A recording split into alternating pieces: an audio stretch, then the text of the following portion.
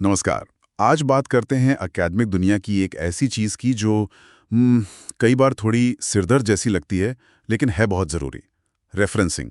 खासकर अब 2025 में, जहां मतलब जानकारी इतनी आसानी से मिल जाती है और एआई जैसे नए टूल्स भी आ गए हैं, तो सही तरीके से क्रेडिट देना, अपने काम को मजबूत बनाना, ये शायद पहले से भी ज़्यादा अहम हो गया है ना? बिल्कुल सही कहा, ये बहुत जरूरी हो गया। आज हमारे पास सनशाइन डिजिटल सर्विसेज की एंजेला का एक लेख है, referencing with confidence, mastering APA, Harvard, MLA and more in 2025।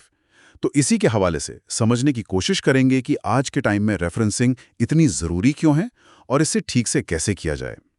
तो एक्सपर्ट से ही शुरू करते हैं। क्या ये बस कुछ नियमों की लिस्ट है या इसका कुछ गहरा मतलब है? क्यों इस पर आज इतनी बात करना ज़रूरी हो गया है? देखिए, ये नियमों की लिस्ट से तो कहीं ज्यादा है। असल में ना, ये एकेडमिक ईमानदारी की मतलब इंटेग्रिटी की बुनियाद है। आप सोचिए, अगर आप किसी और के काम का इस्तेमाल कर रहे हैं तो भाई उसे श्रेय देना तो बनता ही है। हाँ, वो तो है। ये सिर्फ एक नैतिक जिम्मेदारी ही नहीं, बल्कि ये आपके तर्कों को, आपकी आर्ग्यूमेंट्स को वजन भी देता है। ये दिखाता है कि आपने कहाँ से सीखा है, आपकी बात किस बेसिस पर टिकी है। और हाँ, सबसे बड़ी बात, साहित्यिक चोरी यानी प्लेजरिज्म से बचने का ये सबसे सीधा, सबसे साफ तरीका है। अच्छी रेफरेंसिंग साफ बताती है कि आपने वाकई मेहनत की है, गहराई से काम किया है। बिल्कुल। तो ये सिर्फ नियम फॉलो करना नहीं है, बल्कि एक तरह से रिसर्च की दुनिया में दूसरों के काम को सम्मान देना है और अपने काम की नींव दिखाना है। अच्छा, अभी जो अलग अलग स्टाइल हैं, एपीए, एमएलए, हार्वर्ड, आईट्रिपल, इनके नाम बहुत सुनते हैं। इनमें कोई बहुत बड़ा फर्क होता है या ये बस कॉमा, इटैलिक्स ऐसी चीजों का ही खेल है? हाँ हाँ, नहीं नहीं, सिर्फ कॉमा और इटैलिक्स का खेल नहीं है। हालांकि वो भी बहुत जरूरी है। हर स्टाइल के पीछे ना एक लॉजिक होता है, एक सोच होती है। जैसे एपीए है, अमेरिकन साइकोलॉजिकल एसोसिएशन वाला। हाँ। वो ज्यादातर मनोविज्ञान, शिक्षा, सामाजिक विज्ञान में चलता है। वहां ना पब्लिकेशन का साल बहुत अहम होता है। मतलब रिसर्च कितनी नई है ये मायने रखता है। इसीलिए आप टेक्स्ट के अंदर लेखक का सरनेम, साल देखते हैं, जैसे शर्मा 2025। अच्छा। वहीं एमएलए है, मॉडर्न लैंग्वेज एसोसिएशन वाला। ये साहित्य, कला, मानविकी में इस्तेमाल होता है। वहाँ लेखक और पेज नंबर पर ज्यादा जोर होता है, जैसे शर्मा 123, क्योंकि टेक्स्ट का विश्लेषण, किस पन्ने पर क्या कहा गया है, वो ज्यादा महत्वपूर्ण है। समझ गया। फिर हार्वर्ड स्टाइल है, जो बिजनेस और यूके की यूनिवर्सिटीज में काफी चलता है। वो एपीए जैसा ही है, उसमें भी साल पर फोकस रहता है। और IEEE, वो इंजीनियरिंग और कंप्यूटर साइंस वाला, उसमें रेफरेंस को नंबर देते हैं, जैसे 1, 2, और लिस्ट में फिर उस नंबर के साथ डिटेल होती है।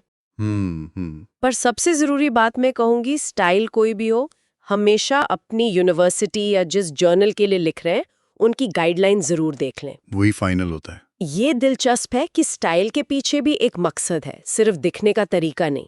लेकिन मान लीजिए बहुत सारे स्रोत हैं, 50 या 100, इन सबको याद रखना, सही फॉर्मेट में डालना, ये तो काफी मुश्किल हो सकता है। क्या टेक्नोलॉजी इसमें कुछ मदद करती है आजकल? हाँ, बिल्कुल। शुक्र है टेक्नोलॉजी का। आजकल कई शानदार उपकरण मतलब टूल्स मौजूद हैं, जैसे ज़ोटेरो और मेंडले हैं। ये रेफरेंस मैनेजमेंट सॉफ्टवेयर कहलाते हैं। बहुत काम के हैं।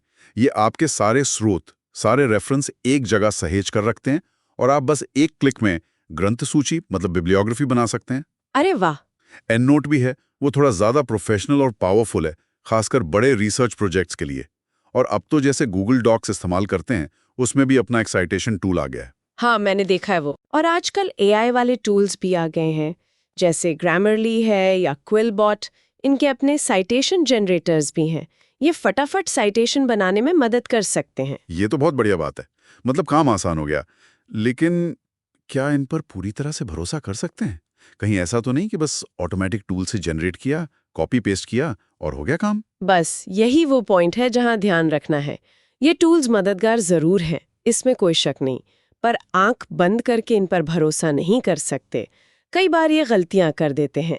कभी फॉर्मेटिंग ठीक नहीं होती, कभी कोई जानकारी गलत उठा लेते हैं, जैसे पब्लिशर का नाम या साल। ओह! इसलिए कुछ बेस्ट प्रैक्टिसेस, कुछ अच्छी आदतें डालना बहुत ज़रूरी है। पहली बात, रेफरेंसिंग का काम साथ साथ करते चलिए। जैसे ही कोई स्रोत इस्तेमाल करे, उसे नोट कर लें। आखिरी दिन के लिए मत छोड़िए। हाँ, ये तो मैंने भुगता। बिल्कुल।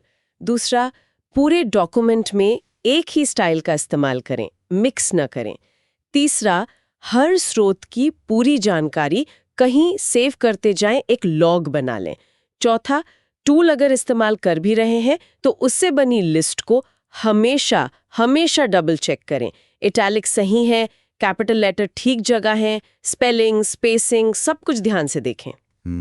मतलब मेहनत तो फिर भी करनी पड़ेगी। हाँ, थोड़ी सी तो। और पांचवा, कोशिश करें कि ज्यादातर अपने शब्दों में लिखें। सीधे कोट करने से बचें जब तक कि वो कोट बहुत ही जरूरी ना हो। अच्छा, और वो कौन सी आम गलतियां हैं जो लोग अक्सर कर बैठते हैं? शायद इन टूल्स के बावजूद भी हो जाती होंगी। हाँ, बिल्कुल होती हैं।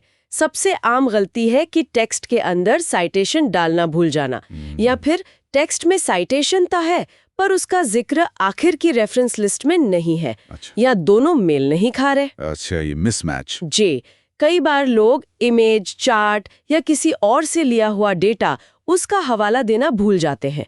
ये भी प्लेजरिज्म ही माना जा सकता है। ओ, ये ध्यान रखने वाली बात है। बिल्कुल। और हाँ, कई बार लोग पुरानी स्टाइल गाइड इस्तेमाल कर रहे होते हैं जबकि नई आ चुकी होती है, या फिर वो जनरेटर से जो आउटपुट निकलता है उसे बिना जांचे वैसे का वैसा कॉपी पेस्ट कर देते हैं। ये सब आम गलतियां हैं।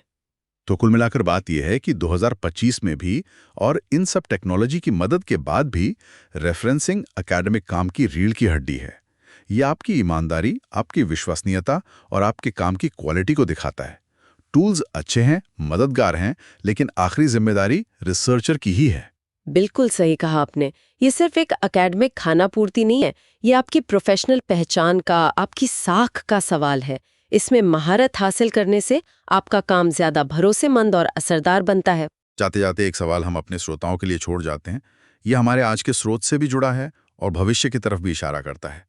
सोचिए, जिस तरह एआई लिखने में, रिसर्च में मदद कर रहा है, आपको क्या लगता है अगले 5 सालों में ये रेफरेंसिंग और अकादमिक ईमानदारी की हमारी समझ और प्रैक्टिस को कैसे बदल सकता है? क्या नई चुनौतियां आएंगी? क्या नए रास्ते खुलेंगे? इस पर जरूर सोचिए।